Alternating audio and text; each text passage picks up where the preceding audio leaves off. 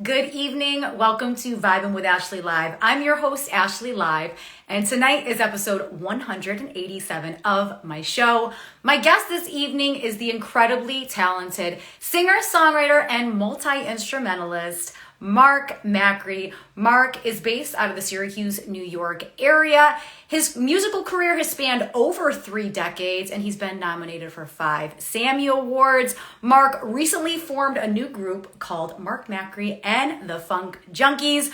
Mark is in the house, and Mark, whenever you're ready, come on in. Let's get this party started. Hey guys, how we feeling? What's going on? Welcome, welcome. Who here has seen Mark perform live? Drop a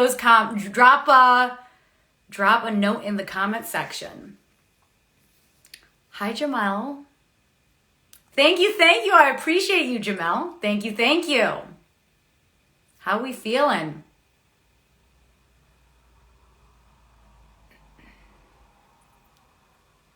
How we doing? All right, Mark, I'm going to invite you.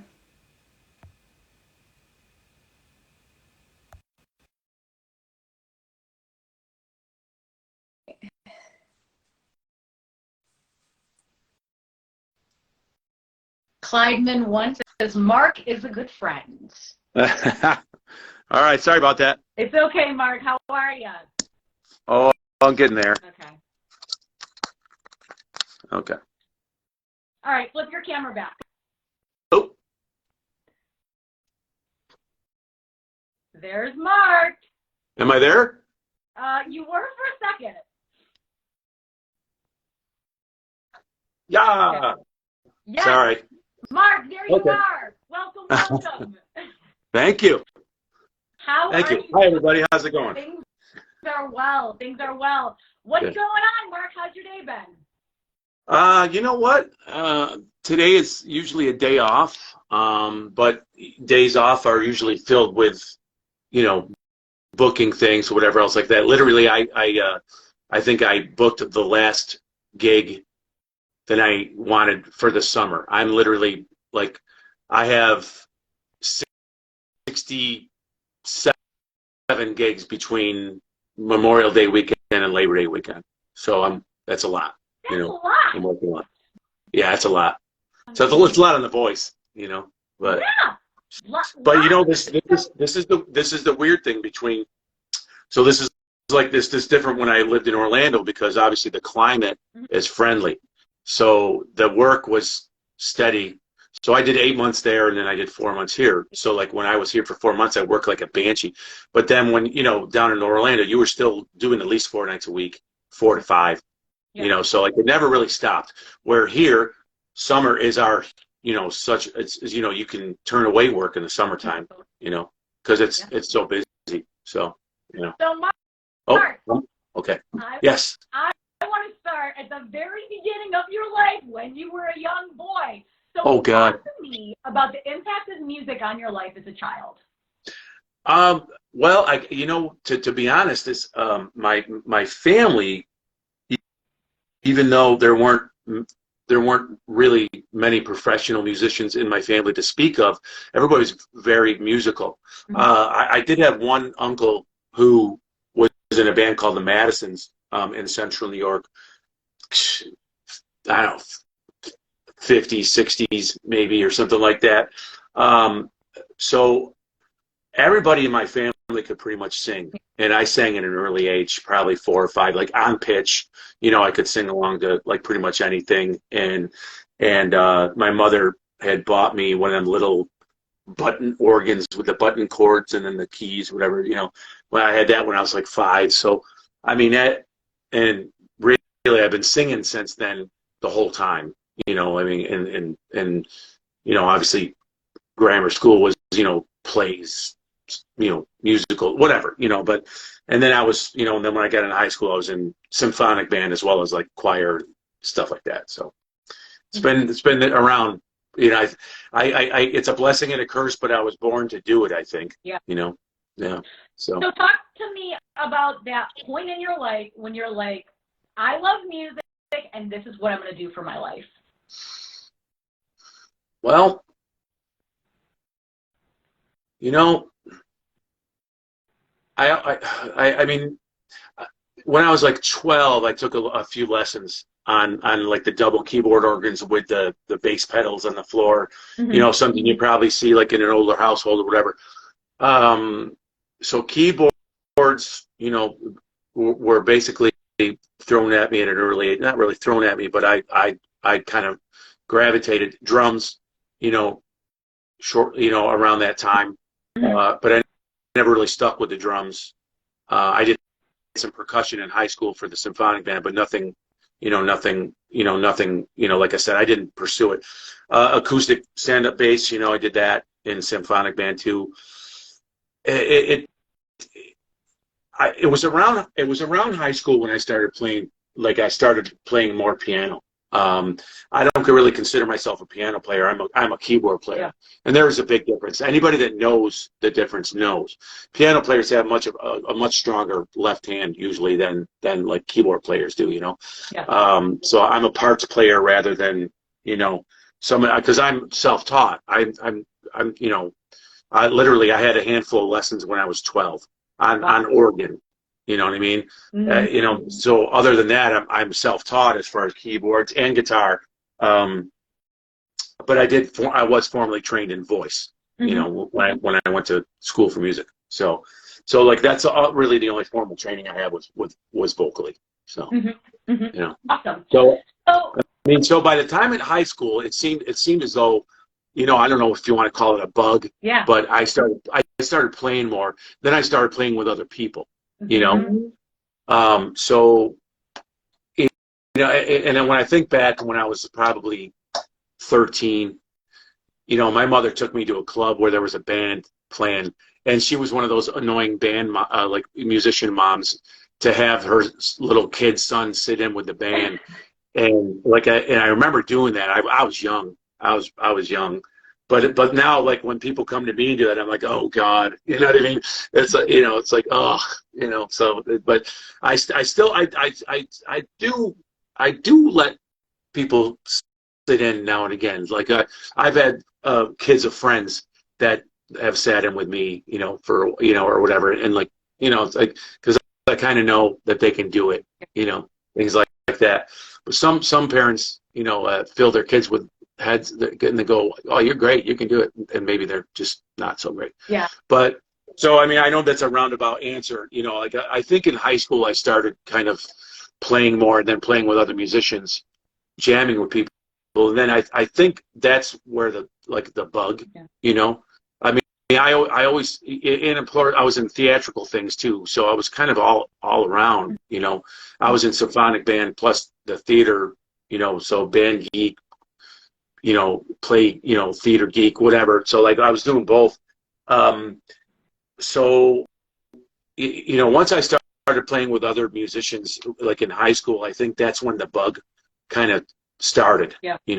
But then I didn't, like then when I went to music school, I was in a couple of bands, Yeah. that never played out, but like, we were practicing together and things like that. And then obviously, so fast forwarded to when I was 22 is when the All Nighters band opportunity came up to audition for a band that was going to tour Japan.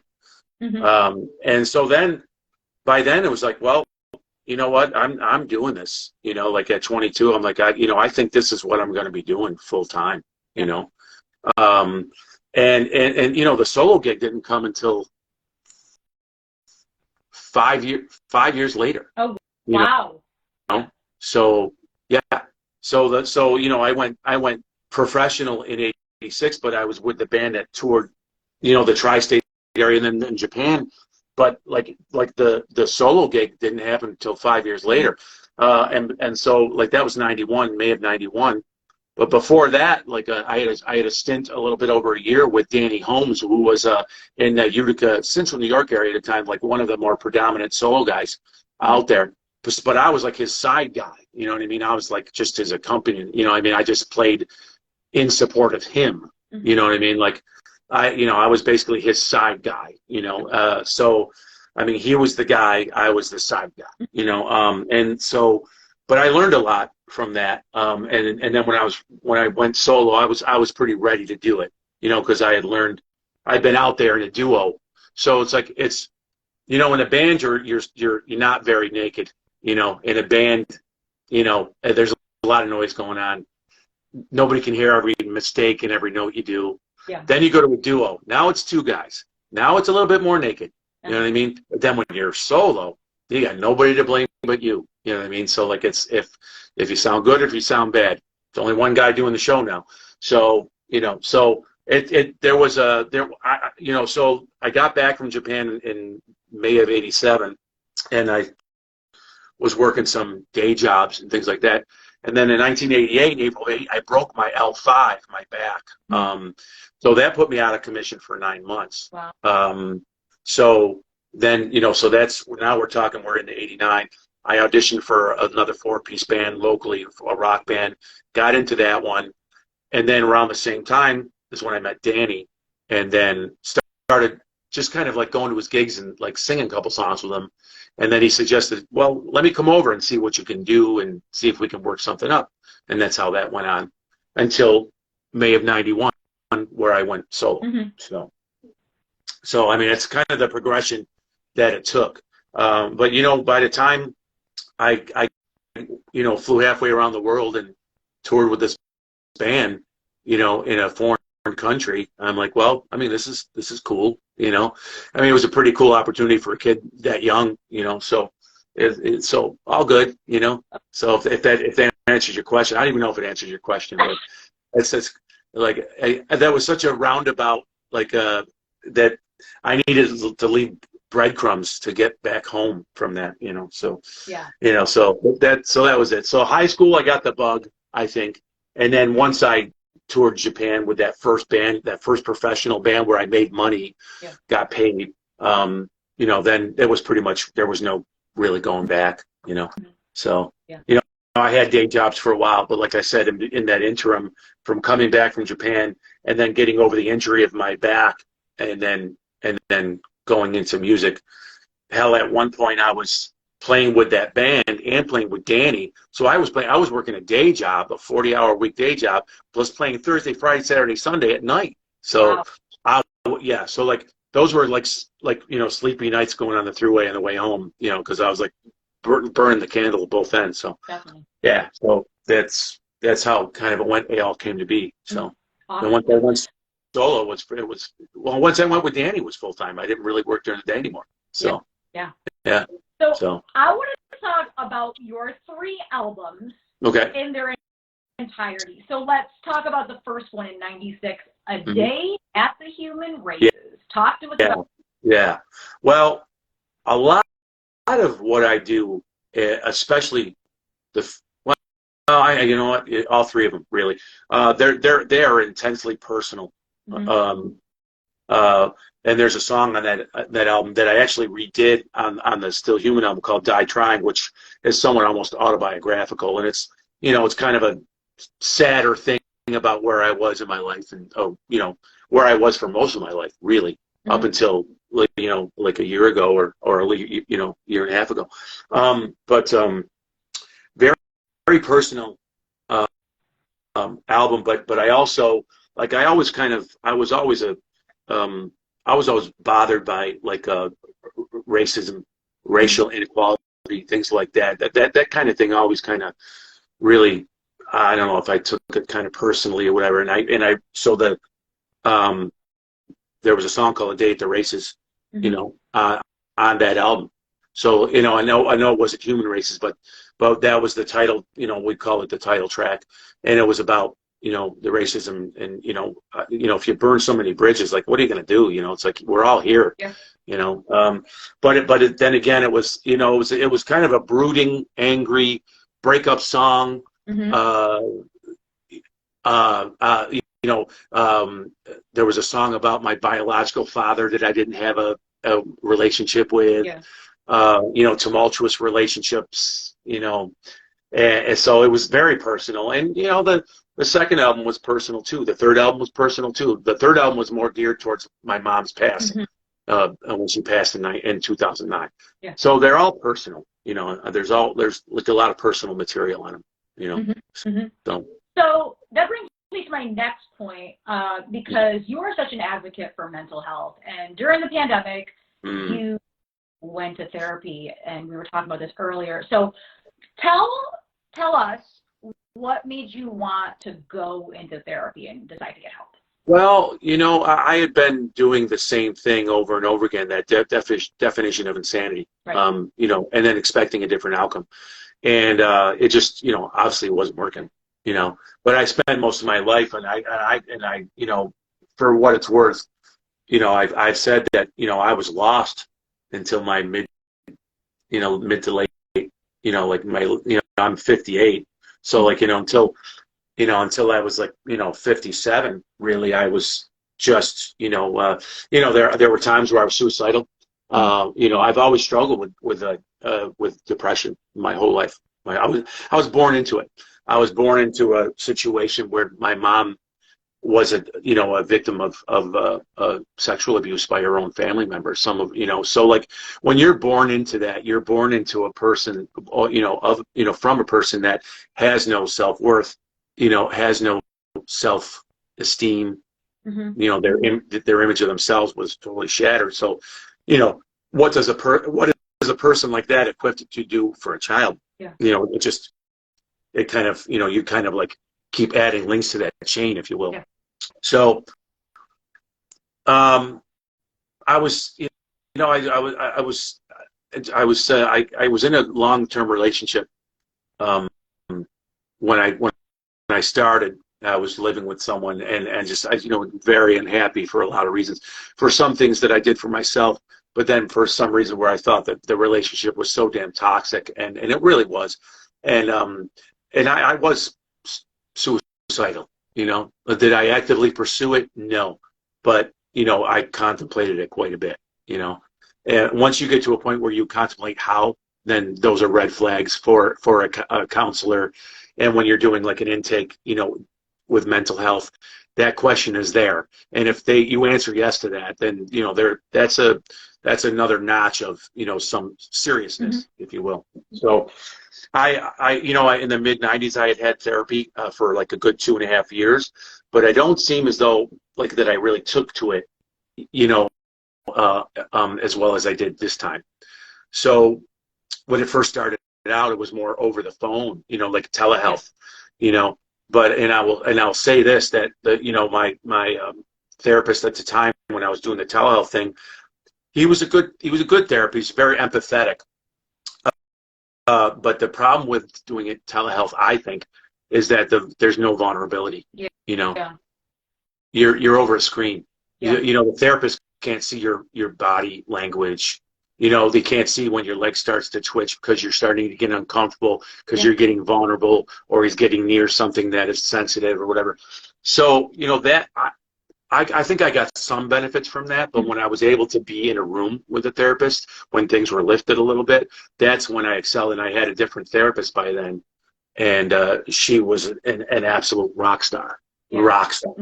You know, less than half my age. And I told her, I walked into the room, I'm like, how old are you? And she told me, I'm like, what are you going to teach me about life? You know, I was very upfront with her, you know, because you can be with your therapist because you're auditioning them.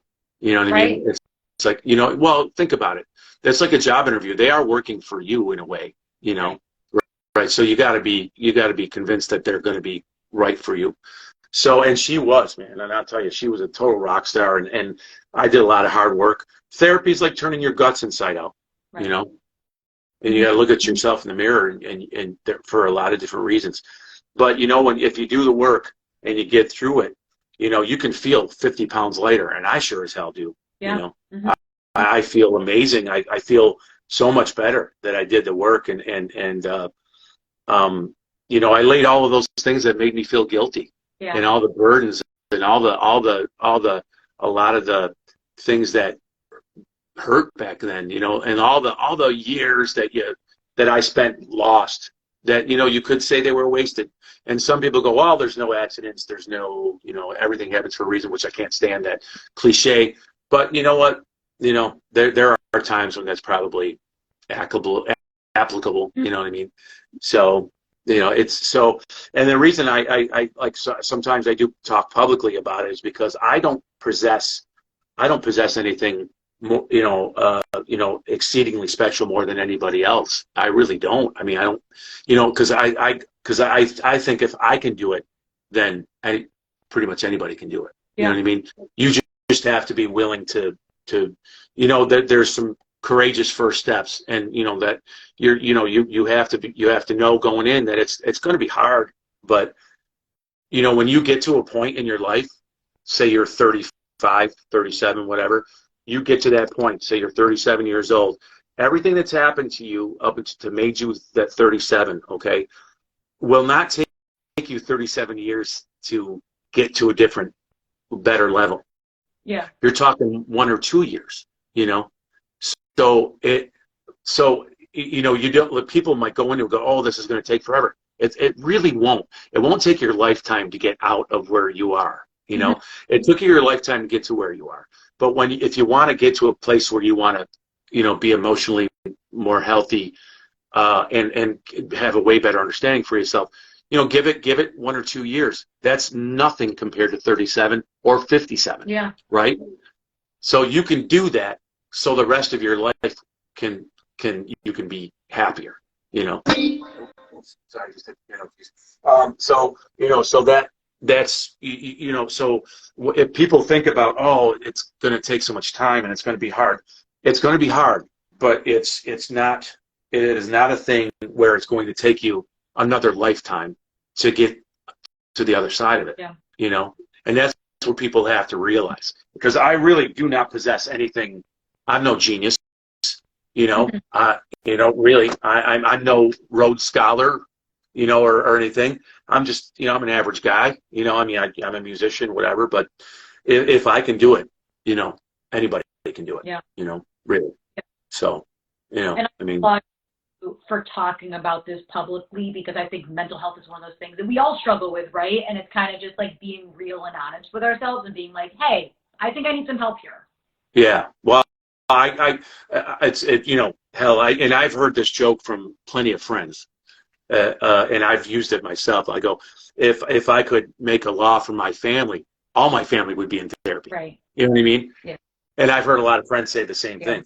Or they go, I think everybody in the world should be in therapy. You know what I mean? Like, you know, have something to, you know, to go on, you know, because it's, I don't think there's the stigma that used to be, you know, like when my mom's, you know, troubles as she was growing up, and in her generation, only crazy people went to therapy. It had a terrible stigma. Yeah. You know what I mean? So therefore, a woman like that lives her whole life carrying that awful stuff.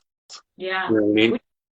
Where now, you know, I don't think that stigma is you know, is nearly as powerful. You know, and I don't think it's, you know, only crazy people or you know, psychotic people. No, it's not. That's not how it is. You know what I mean?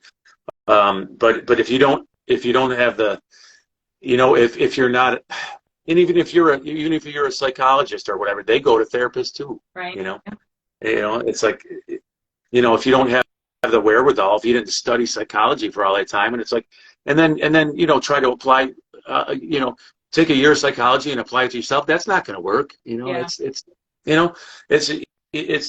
And if you find the right person, you know, and there's no shame in going through different therapists until you find one that you're happy with, you know, because they're kind of working for you. You know, it's like you're auditioning them. Like I've auditioned for bands. You know, therapists should audition for you. You're auditioning therapist. It's like, yeah, you know, we click. Yeah, let's try this out. Right. Or, you know what, I don't feel it, you know. So, and as long as people realize, and then, you know, therapists don't really take that personally. Yeah. You know, and they want you to be successful for them. I never met a therapist that didn't want anybody to be better, you know, but it's, you know, there's, though you show, like, people shouldn't be afraid, you know. Yeah. You can be afraid of how that it might be tough, and there are days when it's you know, your emotions are just ripped apart, or you know, or out for everyone to see. You know, that's your vulnerability. And without vulnerability, You're not going to get, your therapy is only as good as your honesty. So if you lie in your therapy, you'll never get anywhere. You know what I mean? So like that is your moment to literally put it all out there and be 100%, transparent. Or it's just not going to work, So if you can't do that, then don't bother because you're not ready for it, So that's, so I have people that are close to me, friends, family, that I still nudge all the time, that that they've had significant tragedies like happen in their lives, and I think that they would benefit a world of good from this, just so they could lay some of their burdens down and some of their pain down. Definitely. And be lighter, walk through this world lighter, 50 pounds lighter, because this stuff isn't pulling you down like a bag of bricks, and I just, and I tell them, it's like, listen, I'm no better than you. If I can do it, you can do it, Definitely. And that's the thing that I try to tell anybody that's thinking about it. I'm like, I'm going to give you the push. I'm going to say, if you're thinking about it, you should do it, Totally. Absolutely, with no reservation, So that's, that's about all I like I said, I don't mind being public about it, because I think once I've gone through it and was actually discharged by my therapist, because she said I did a lot of great work. And, am I perfect? No. Do I have a ways to go? I was also working with a life coach that I thought was very helpful, and I would probably still, have sessions with her as well. And that'll be more for my professional side and self-confidence side to because I wouldn't consider myself like an alpha male, where like a go-getter hustler, and a lot of artists aren't. A lot of artists suffer from crushing self-doubt. So am I 100%? No. Is anybody ever going to be perfect? No. If you strive for perfection, you're going to drive yourself nuts. That's just not what you want, So that's, so I'm, but what this did, enabled me to be with the most amazing woman I've ever had in my life. And if I didn't get to where I was through therapy or whatever else, I would have just messed up another thing, where I can be with someone who was absolutely, like amazing in her own right, but like, worthy of actually who I am. Right. When you find out what you're worth, you live life differently. Yeah.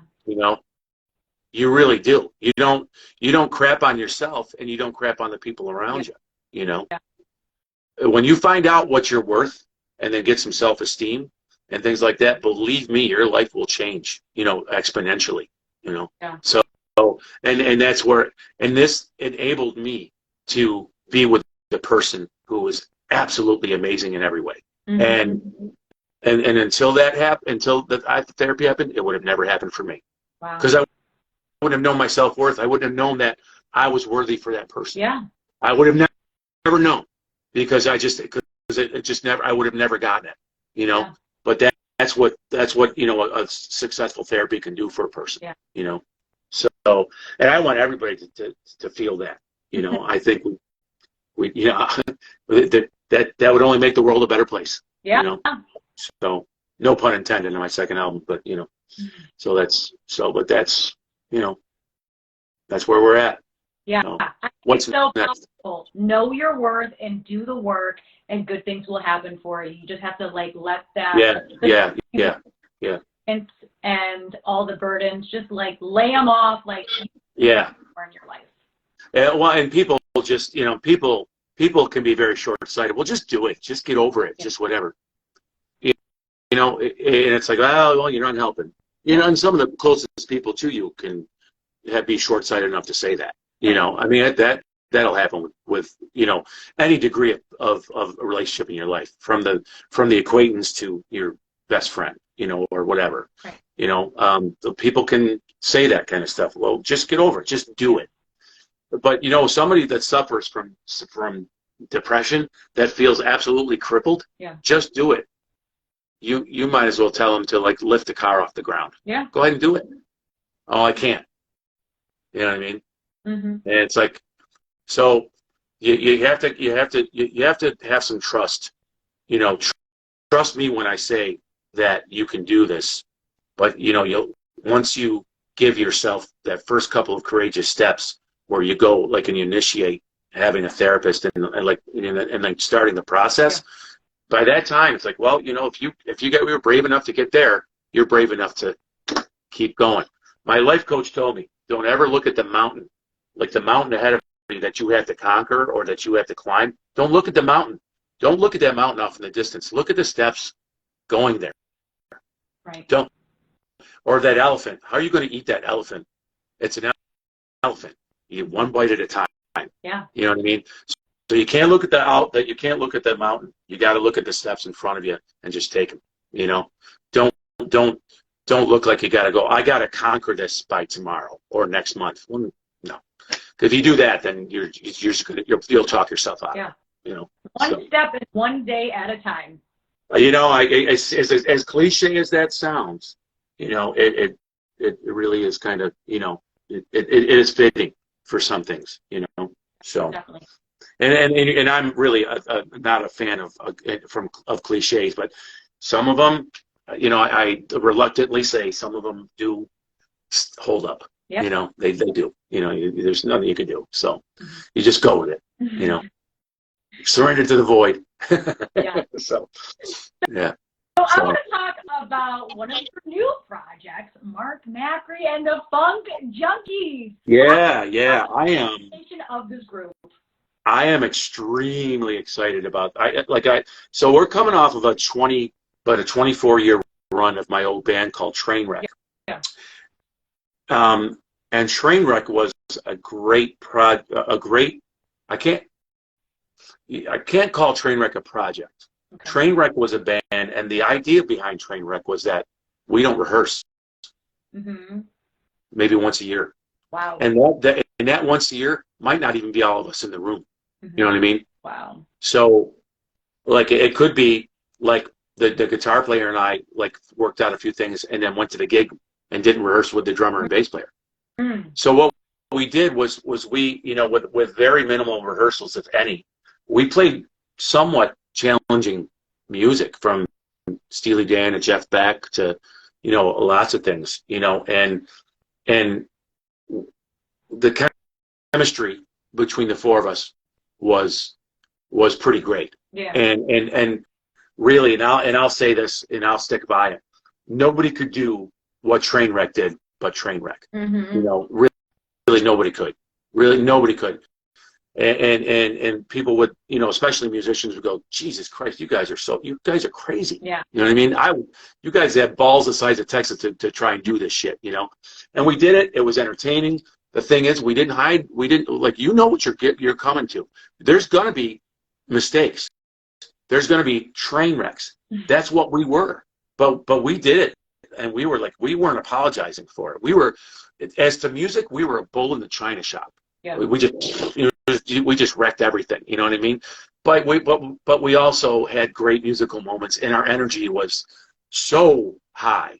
And it's just, you know, everybody, you know, we were in your face, and everybody knew it. And by the end of the night, we're like, man, you know, that was cool. Yeah. You know, that was cool. And we left nothing on stage. We put it all out there, you know. So then you flip to Mark Macri and the Funk Junkies. This will be, you know, I don't want to say the anti-train wreck, but it's a totally different thing where this one will be polished. Yeah. You know, this is rehearsed, you know. And these three guys on guitar, I met Ed Gorham back in 2019 when I was one of the headliners in a Elton John tribute show. Mm-hmm. And Ed, like, I didn't even meet some of the people I played with, like I did, you know, until that show. Ed Gorham was playing a guitar solo behind me that was so beautiful. I got distracted by it. I'm listening to this thing, and there's tons of people out. We had a great turnout, the great audience, outdoor venue, and I'm playing, and I'm like, Jesus! And I look back, back, and I'm like, this guy can play. You know what I mean? And I like fell in love with him right from there. And then to like when I had other run-ins with him, it was obvious that his musical knowledge, besides his playing, but musical history and like and his knowledge for a lot of the artists for different types of music, not just one. Yeah. The guy knows a lot. So when Robbie Spagnoletti, the drummer in the Funk Junkies, called me, he said, Jake Capozzolo is also in the band. He's the bass player. Jake and I want to do a trio, you, me, and Jake. He goes, and I'm like, I don't want to do a trio. I'm not good enough. And the thing is, people might say, yeah, you are, but I'm very aware of what I bring to the table. I can't say that I'm a very flamboyant player who plays a bunch of keyboard solos and goes crazy. There's a lot of guys that play great solos, like in my old band, Trainwreck. Tim Bowler was just a master. Played as just melted people's faces. I'm not that guy. I have moments of brilliance, but I'm not. I'm okay. You want to see good? I'll show you the good guys. I'm okay. And so, like, to have the burden to play all the chords and all the musical chordal stuff and everything, it's like that was too much for me, and I was way too intimidated by that. But I said, I know a guy. I said, this guy, Ed Gorham, this guy's got something going on. And I called him, and I said, this is what we got. This is the idea. Are you in? I said, I want to do soul, funk, and blues. Mostly soul and funk, but we'll throw a couple blues songs in here and there. Hopefully not. There wasn't a lot of crossover with Trainwreck. Only about half a dozen songs or so, but they're great songs and people love them. And I enjoy them, to like, you can be self-indulgent to a point. You can pick a lot of material and it's a learning curve. It always is. You can pick songs and then you figure out what's going to go over and what doesn't. Yeah. And then you're always, rotating your repertoire. So we, Ed agreed to it. Now they all have different projects, as I do, my solo show, and I'm in another band called Mood Swing, what's a female-led band that I don't lead. It's not my band. I'm just a side guy in the band, and I do some vocals and play keyboards. But with this band here, Ed agreed to it, and so I told the other guys, and it's like, all right, let's give it a shot. So then I scheduled a couple of rehearsals at the house, my house. There's a music space already set up in the basement down here, and the first rehearsal, people were like, these guys were like, wow, because chemistry is everything. Yeah, chemistry is everything. People like Journey, Police, all those guys where they went through all these periods of hating each other. Yeah. All the sniping, whatever else. But when they got together and played, you can't deny the chemistry, right? But this thing here, we started playing, and these guys were doing things without my prompting, like we do Bring It On Home by Sam Cooke. It's, classic song. But these guys took it without me even saying anything. They took it into a gospel feel without even me saying anything about it. They just did it. Yeah. The three of them did that on their own the first time in a room together. You know what I mean? And I'm thinking, well, that was cool, but there was no prompting. Yeah. Their chemistry that they just found out that they had for the very first time in the room together did that. And then I was, and then it's like so these three badasses are behind me and I'm just playing and singing. And we're like, this is really, really cool. We really got something going on here, and even Robbie has said that, he's going to shift priorities because he wants this band to be more of a priority, in his life. He goes, this is the band I want to die with, Yeah. I mean, and I've known Robbie Spagnoletti for over 30 years. We played in the studio together on other people's recording projects. I've known him for a long time. He's like a brother. I just met Jake like a year and a half ago. Wow. And if Jake were any more laid back, he'd be in a coma. I can't get a read on the guy. I really can't. Yeah. He is so unbelievably good, but he's just like, it's like he just plays this genius bass parts, but it's like he's just doesn't show anything.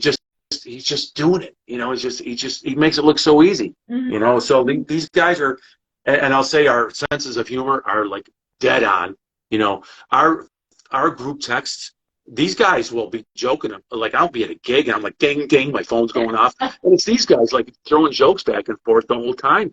It's like, there's no drama, you know. The material that we pick, we're all like-minded of it.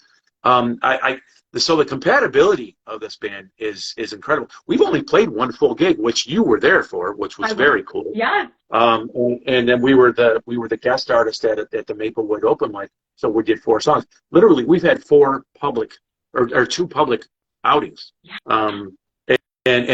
But I've scheduled 19 gigs for the band this year. That started from March 10th through the end of the year. We have 19 gigs scheduled. Yeah.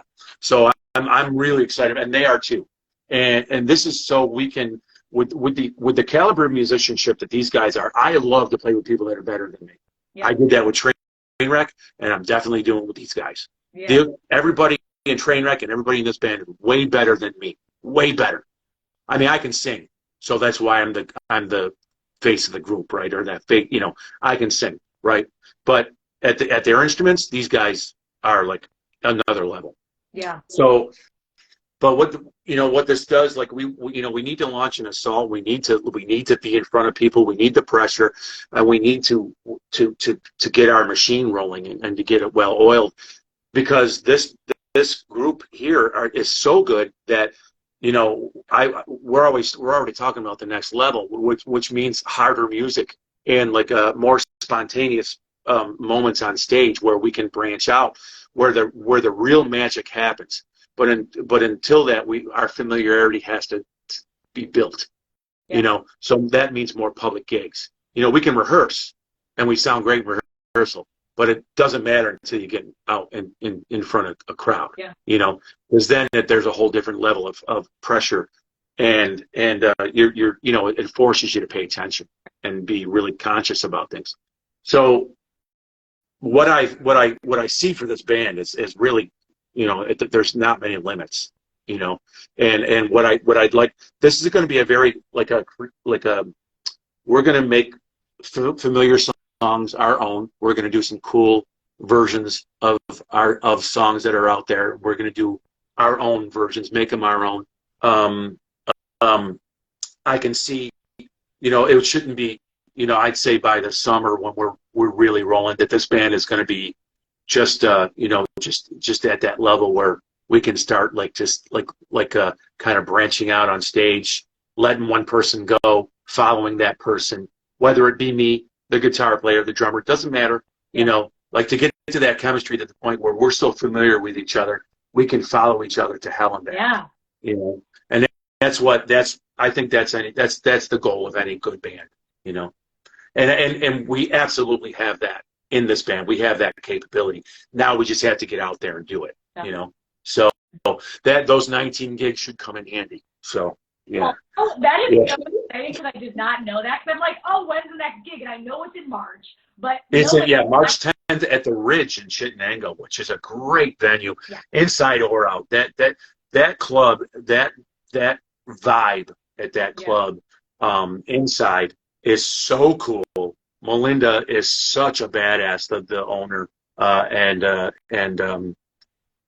the outdoor part of it too. When they do the tribute shows, they have like their own amphitheater outside and a giant stage, and it's amazing. It's amazing. Amazing shows happen at this venue, really. So so we're March 10th, and that's 2 days before Lisa and I get on the road to go to Florida. Mm-hmm. And I'm going to be playing down in the Keys, do a little skydiving and stuff like that. So, but 2 days before we leave, the band is going to be playing at the Ridge in Chittenango from like 7 to 11. Cool. There will be food served, like a food service from 5 to 9. And it's just a great hang. last Flashback Friday event, there were like 150 people there, which is good for that size room, really good. But it still has an intimate vibe. It's just a great room. We're excited. We can't wait. So. Yes. Very cool. So I know you kind of touched on this earlier, but tell me what else is coming up for you in the next couple months.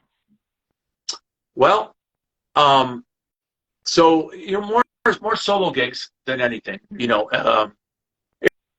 And obviously rehearsals with the band. If you can see back here, these are all charts and lyrics and everything from the rehearsals of the band. It's like it's everywhere. I've got a desk over here, another keyboard behind me, and everything has everything to do with the band and lyrics and charts and notes and you name it. So so again, a lot more polished than Trainwreck was. So we actually put work into this one. But so mostly solo gigs, and then I'm gonna head south to like when I was based out of New York before I moved to Orlando, I used to go to the Keys and would tour the East Coast, but then would end up in the Keys to play for months at a time and then come back. So once I moved to Orlando, I didn't really do that. I went back home to Central New York because I was born and raised here, and I consider Central New York home, even though I lived. So I did the 8-month thing in Orlando and 4 months in Central New York, during the summer. So I'm going to go down and play some gigs, and then some of my dearest friends from England are going to be there, which I had like 2 couples that I know in particular, and maybe more. And then so Lisa's coming with me, which is like the best. Because we do great road trips together. We do everything pretty much great together. But she's going to get to meet friends. And we're actually going to be able to spend a couple weeks down there in the Keys. I'm going to bring the Harley. We'll take some trips, down the Key West on the bike, maybe do some skydiving, like I said, see some scenery, on 2 wheels. And then I'm going to play in Melbourne, Orlando, and then Daytona, and then head back. I'm also involved with a charity called the Celebration Exotic Car Festival in Celebration, Florida, which is where I first moved to, which is right near Orlando and Disney. Yeah. It's their 20th anniversary that's coming this year. So I'm playing one of the events for that, as I always volunteered to do something. And it wasn't always music. I would park cars in the car show. You know what I mean? Like I did everything for these different volunteer roles. So some more gigs through February. A couple more solo gigs in the beginning of March, and then the March 10th Mark Macri and the Funk Junkies gig should be great. We should be pretty rehearsed for it. We're trying hard. And then, like I said, 2 days later, I'm gone for 3.5 weeks down south. And I will be doing a live stream off of my friend's Facebook page, Billy Davidson, who's an old friend of mine and a dear brother of mine.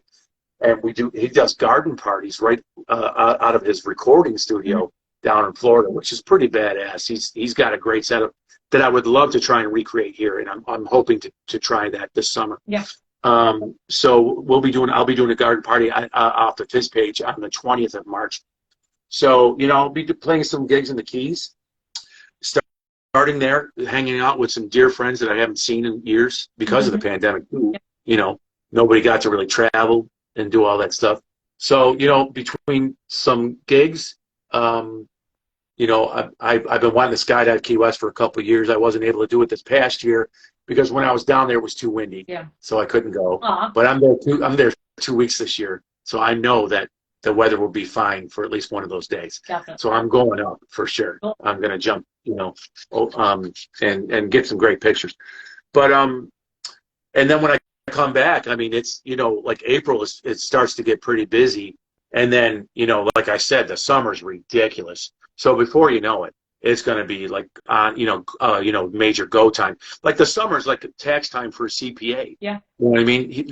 The guy's busy, and for those 3 months or whatever, until April 15th, the guy's going out of his mind. And that's what it is for musicians in the summertime around here. Totally. Because of our climate. Yeah. You know, those opportunities are only happening when the weather's good.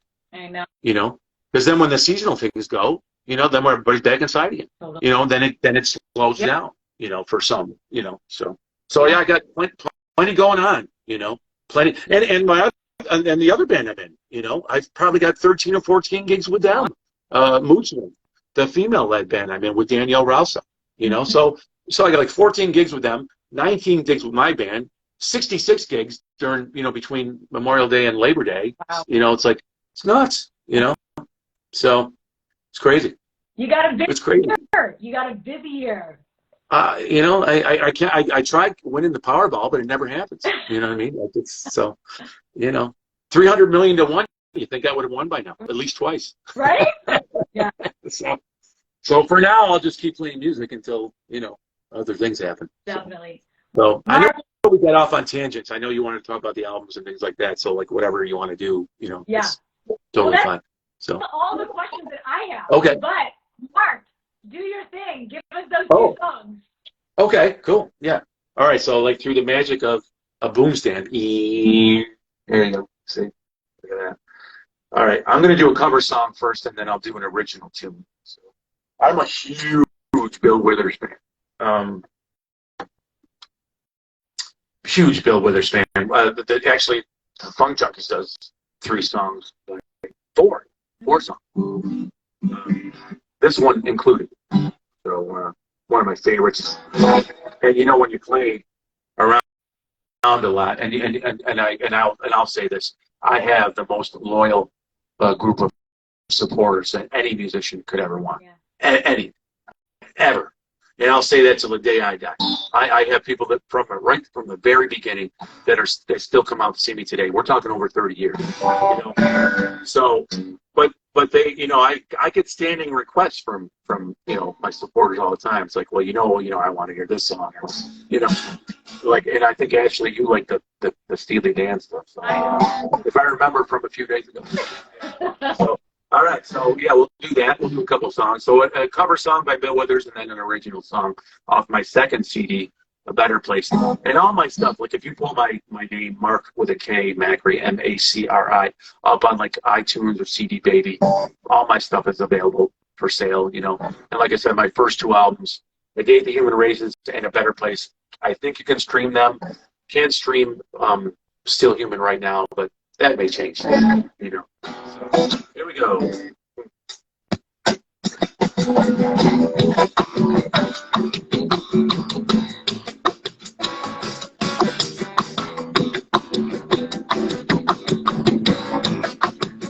Here's my friends. Feel the thing of what this beauty. They keep trying to tell me all you want them to do is use me. Yeah. Tell my hands up, but you all done use this stuff, yeah. Yeah, I said that I'm gonna spread the news. Let them feel this good getting you. You just keep on using me. Till you fail.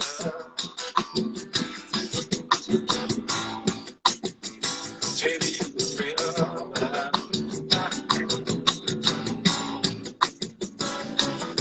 My brother should be right down the face, talk to me. And he told me that oh, no, not little on me. I said I'm sure and it meant well when our talk was true. Yeah, I said my brother will let me on to you. With shiver in my shoes, and just to keep on you getting me. Say the say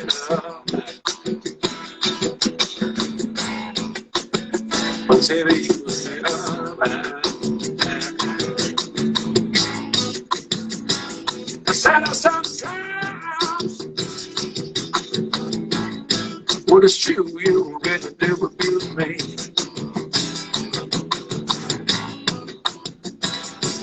Well, you get me in the crowd of high-class people. Then you get a real rude to me, yeah. Said I'm a big brown baby, baby, baby. When you love me, I can't get enough.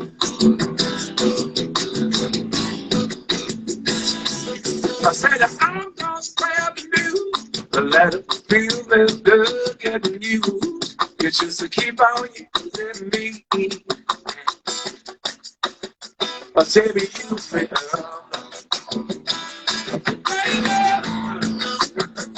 Jimmy, you feel yeah. Jimmy, you make up Jimmy, you feel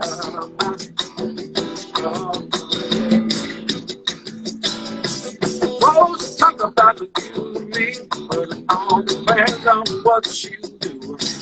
You know it ain't cheating by the way you use me, cause you're sure and you do the things you do now. Do the things you do now.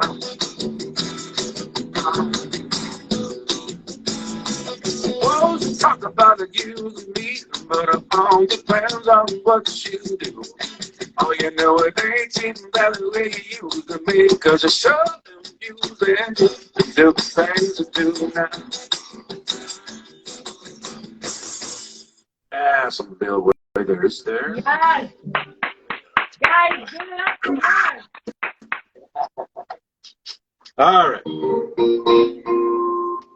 This one is this is a tune that I wrote for a friend of mine's wedding, believe it or not. The first executive producer that I had was for the first album was Cole, good friend, and he's basically the financial backer, you know. And he was getting married, and he wanted me to sing at his wedding. You know, him and Carol wanted me to sing at his wedding. And I said, you know what? At that time, I was kind of working on like some song ideas. I said, you know what? I'll do one better. I'll write a song for your wedding. But then I said, on a couple of conditions, you can't hear it before the wedding, and all the bridesmaids have to walk down the aisle to it, and Carol has to walk down the aisle to it. And unbelievably, they agreed to that. Wow.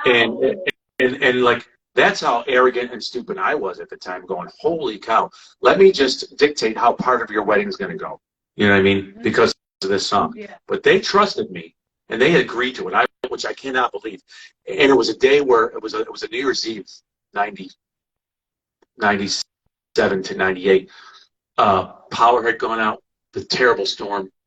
The church was lit with candlelight, and it was stunning. The bridesmaids all walked down the aisle with like lanterns, candles, like with their flowers. I mean, it was a breathtaking thing. They made the best out of, you know, like it could have been a hairy situation. So they all timed it to where the bride walked in last, and by the end of the song was up by the altar. Wow. So, because, you know, it's a few minutes, you know. So, and since then, about 30 couples have used this song for their wedding, you know, for their first dance or whatever. So it's been pretty flattering. So, so there you go. A song called "I Believe in You and Me," and this is off the second album, "A Better Place." Definitely available on, you know, like iTunes and CD Baby.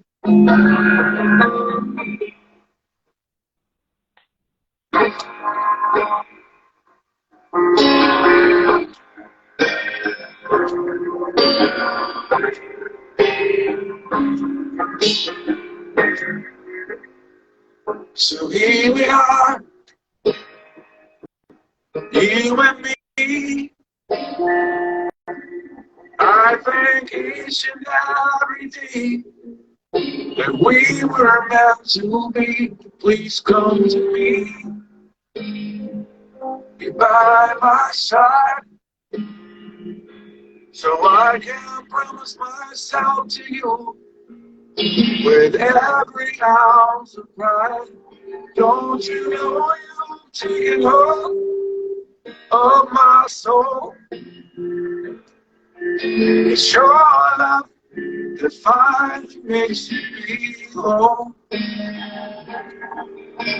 time has come for everyone to see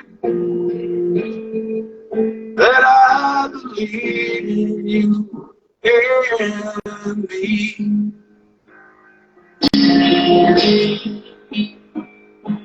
I felt some pain in the past. Love can be hard sometimes, but we will make it last. If you're ever sad on any given day, please know that I am just an arm's length away. Don't you know you've taken hold of my soul? It's your love that finally makes me whole. The time has come for everyone to see that I believe in you and me.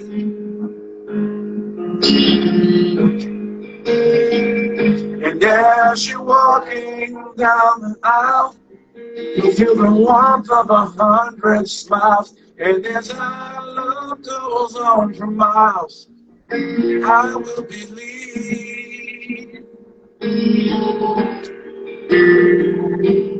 Don't you know you've taken hold of my soul? It's your love that finally makes me whole. A time has come for everyone to see that I believe in you and me. Don't you know you've taken hold of my soul? It's your love that finally makes me whole. The time has come for everyone to see that I believe in you and me.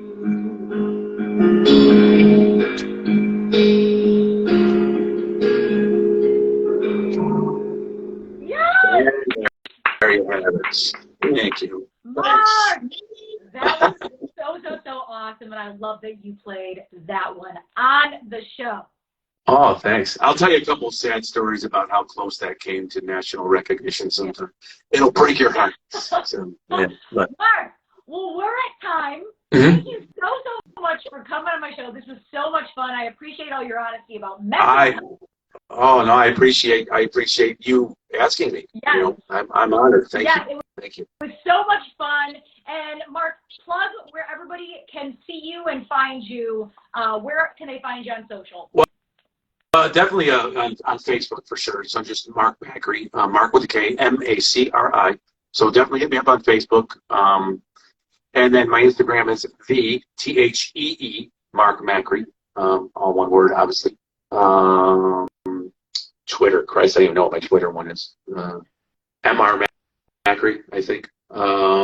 So you know, I'm kind of, I'm not very astute with social media. I don't have a strong social media game, as Ashley has found out. But you know, and my website is markmacri.com. That's, you know, easy enough. And you can click on artist list and see the artists I cover, and there's over 100. And hopefully my January schedule is up. I'm not sure it is. I'm hoping it is. I know there's not much left to January, but my cousin who runs it was having some health issues, some serious ones. But he's on the mend. So if they're not up yet, then like February is March, and then the rest of the years will be relatively soon. So Mark, thanks so I'm much. around. Thank you so much for spending your evening with me, Mark. It was a pleasure. Thanks, Ashley. I really appreciate it. Thank you. Thanks for including in your series. CNY community, and appreciate everything. And we will see you next time. Thanks so much, Mark. Well, and I'll probably see you sooner than later, I'm guessing. That'll be a wonderful day. So, all right. Take care. We'll see you.